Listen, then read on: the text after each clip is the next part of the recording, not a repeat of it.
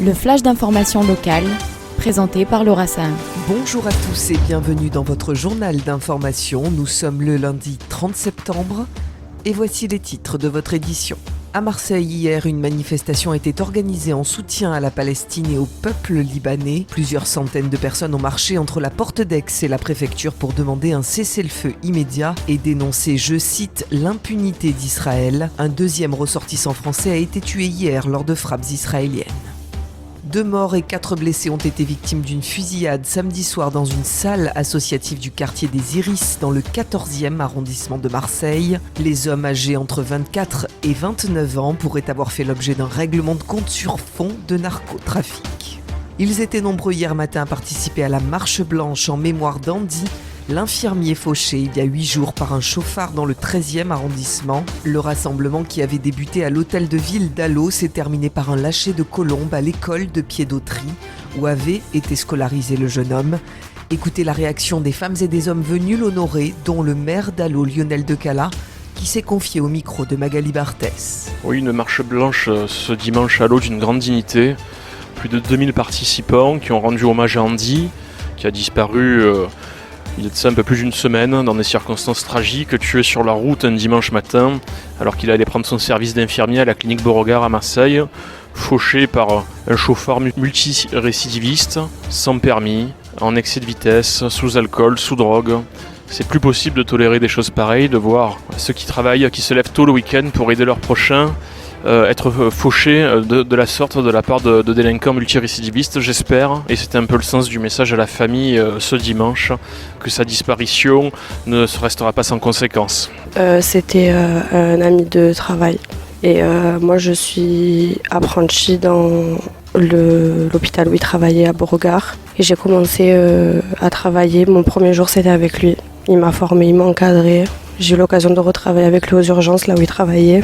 Et voilà, j'ai pas les mots, on est très très peinés, je réalise pas. Il méritait de vivre longtemps et malheureusement il est parti. Le plus important maintenant c'est qu'il repose en paix. Ce que je voudrais c'est qu'on respecte la règle.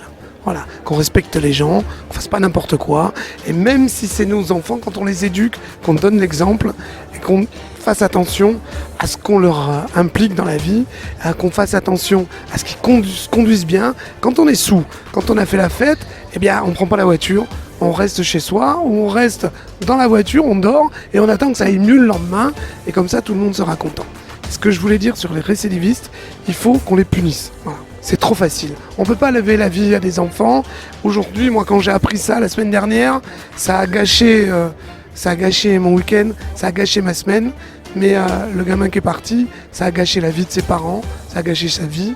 Et quand on pense à tout ça, les règles sont faites pour qu'elles soient appliquées. Et je pense qu'aujourd'hui, il faut les appliquer. Grèves et manifestations sont prévues au programme de demain dans les services publics. Les syndicats CGT, FSU et Solidaires appellent à peser sur le choix budgétaire du nouveau gouvernement Barnier. Le départ se fera à 10h30 sur le Vieux-Port pour rejoindre la porte d'Aix. En football, pas de miracle hier soir pour l'OM sur la pelouse de Strasbourg. Analyse de la rencontre avec notre journaliste sportif Jordan Toiti. Du retour sur terre pour De Zerbi et ses joueurs. Après l'euphorie du week-end dernier, les Marseillais n'ont pas su réagir face à la grosse intensité imposée par les Alsaciens pendant la rencontre. Malgré les quelques tentatives manquées, les coéquipiers de Pierre-Emile Højbjerg n'ont pas su dominer cette partie face à des Strasbourgeois déterminés. Le Danois a d'ailleurs expliqué cette défaite au micro de Séverine Parlacou. Honnêtement, félicitations à Strasbourg. Ils ont fait un match intensif. Ils nous ont fait la vie un peu difficile. Ils ont bien pressé, ils ont bien joué avec le ballon aussi. Je trouve qu'on n'était pas à la hauteur de notre niveau. Et dans l'intensité, on était aussi un pas ou deux en arrière. Et très vite, il faut s'améliorer. Il y a beaucoup de choses.